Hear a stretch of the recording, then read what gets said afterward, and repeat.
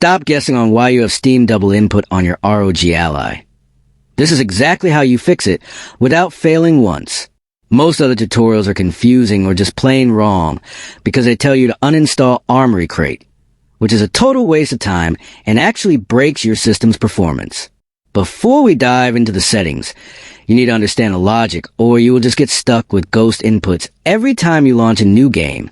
We're doing this hand in hand and step by step, so you cannot fail the setup.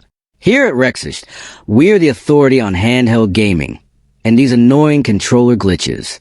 The double input happens because Steam and Armoury Crate are both trying to map your controller at the same time, essentially telling your game that two people are playing. You might think you have to choose between them, but you actually just need to fix the priority. Here is the secret trick that other creators missed. The conflict is often caused by the desktop configuration, in Steam staying active while your game is running.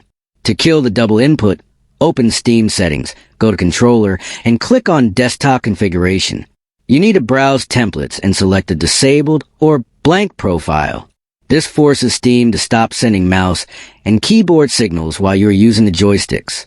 Next, open your command center and make sure your control mode is set to gamepad and not auto, as auto can flicker between modes and trigger the double input bug. If you want the ultimate guide on optimizing your Ally for 2026 titles, tell me in the comments right now. The answer is to disable Steam input for that specific game and let Armoury Crate's native X input handle everything for a clean, single signal.